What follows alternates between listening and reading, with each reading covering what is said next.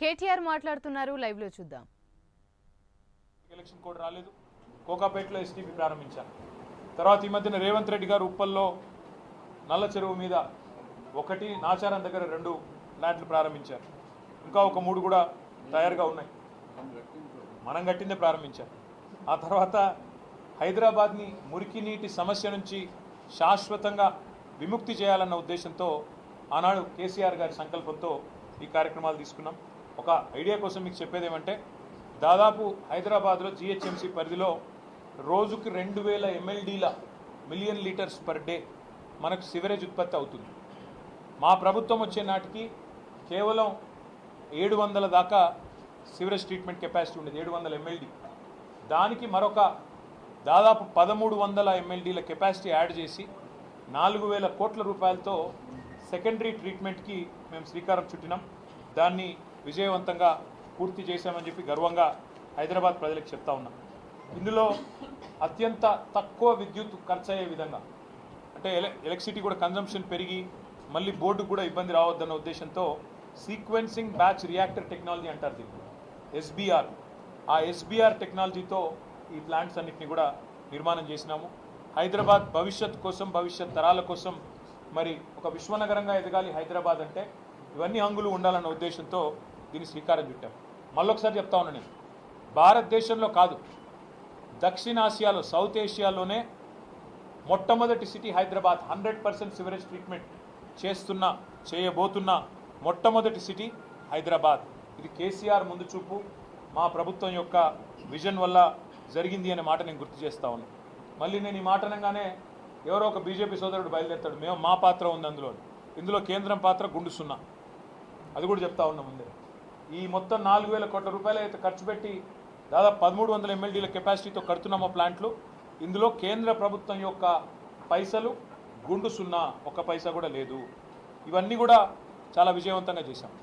నేను నిన్న కూడా చెప్పినా, మళ్ళీ ఈరోజు కూడా చెప్తా ఉన్నా, మేము 10 ఏళ్ల పాటు రాగద్వేషాలకు అతీతంగా, ప్రాంతీయ విద్వేషాలకు అతీతంగా, కుల విద్వేషాలకు అతీతంగా, మతం పేరు మీద జరిగే దాడులకు కానీ, పంచాయతీలకు కానీ ఆస్కారం లేకుండా 10 ఏళ్ల పాటు కేసీఆర్ గారు హైదరాబాద్ మహానగరాన్ని ఒక విశ్వనగరంగా తీర్చిదిద్దాలన్న ఉద్దేశంతో చిన్న పండుగ వచ్చినా మా మంత్రులు ఆనాడు స్వయంగా దగ్గర కూర్చొని అటు అధికారులు, రెవెన్యూ కావచ్చు, మున్సిపల్ కావచ్చు, పోలీస్ కావచ్చు, సమన్వయం చేసి శ్రీనివాస్ యాదవ్ గారు, మహమూద్ అలీ గారు, సబిత గారు, మా గౌరవ శాసనసభ్యులు దగ్గర ఉండి చూసుకునేది. చిన్నపాటి నొక్కు కూడా పడకుండా, ఎక్కడ చిన్నపాటి ఇబ్బంది కూడా కాకుండా, ట్రాఫిక్ అంతరాయం కాకుండా, ఫార్ములా రేస్ కావచ్చు, లేదా ఒక గణేష్ నిమజ్జనం కావచ్చు, లేదా మొహర్రం ఊరేగింపు కావచ్చు, బోనాల పండుగ కావచ్చు, ఏదైనా కూడా శాంతియుతంగా చేసాం. చివరికి సినిమాల కోసం జరిగే ప్రీ రిలీజ్ ఈవెంట్లకు కూడా అంత జాగ్రత్తగా ఎక్కడ ఇబ్బంది లేకుండా చేసిన ఘనత మా ప్రభుత్వాన్ని. కానీ ఈరోజు ఏం జరుగుతూ ఉంది హైదరాబాద్లో మీరే చూడండి.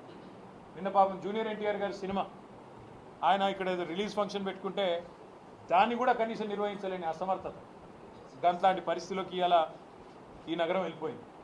ఇంకోవైపు చాలా విచిత్రంగా ట్రాఫిక్ సమస్య, నాకంటే బాగా మీకే తెలుసు, నాకంటే ఎక్కువ మీరే తిరుగుతారు.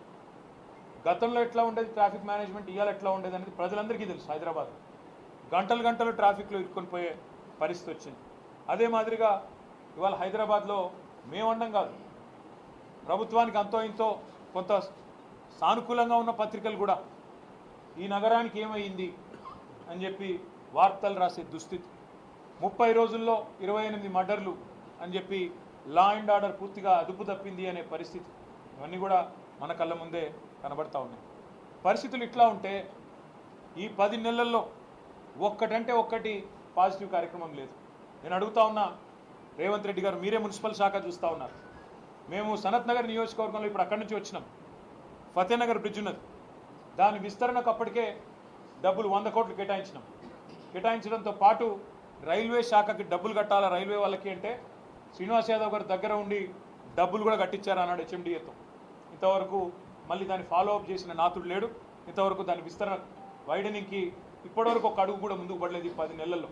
ఎందుకు అంటే పురపాలక శాఖ మంత్రి గారికి పట్టింపు లేదు, హైదరాబాద్ నగరం మీద ప్రేమ లేదు, నియోజకవర్గ సమస్యల పట్ల అవగాహన అంతకంటే లేదు.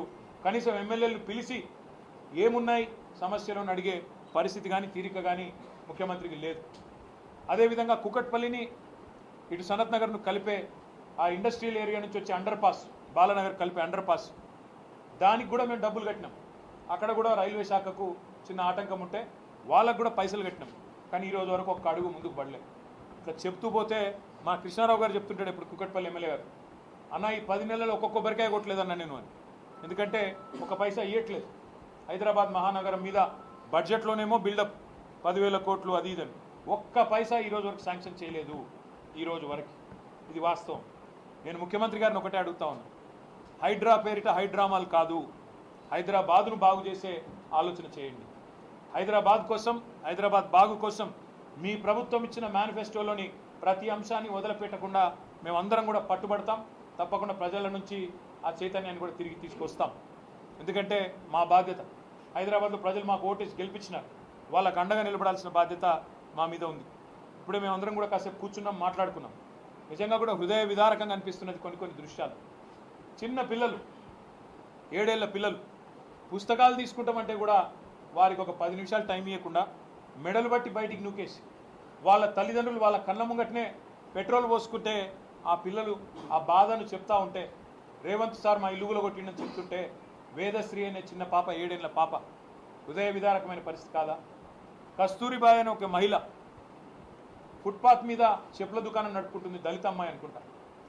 ఆమె చెప్పుల దుకాణాన్ని తీసి బుల్డోజర్ పెట్టి అవతల ఎత్తి పారేస్తుంటే నేను అడుగుతా ఉన్నా ముఖ్యమంత్రిని, మానవత్వం ఉన్న సర్కార్ చేయాల్సిన పనేనా ఇది? ఒకవేళ ఒక ప్రెగ్నెంట్ అమ్మాయి నల్ల చెరువులో ఏమడిగింది ఆ అమ్మాయిది కూడా వీడియో వచ్చింది. ఏమడిగింది? సామాన్ తీసుకుంటాను, ప్రెగ్నెంట్ నేను, కొంత సమయం ఇవ్వండి అని అడిగింది. దానికి కూడా నిర్దాక్షిణ్యంగా ఆ అమ్మాయిని బయట నూకేసి కట్టేసి పోలీసులతోని గోడగట్టి అమానవీయంగా. నేను ముఖ్యమంత్రి గారిని ఒకటే అడుగుతా ఉన్నా, ఉన్నాయి ఒక మా హయాంలో కాదు, స్వాతంత్రం వచ్చినప్పటి నుంచి ఫుట్పాత్ల మీద ఆక్రమణలు జరుగుతూనే ఉన్నాయి. ఎవరుంటారండి ఫుట్పాత్ల మీద? ఫుట్పాత్ల మీద ఓ బజ్జీల బండో, ఓ ఇడ్లీ బండో,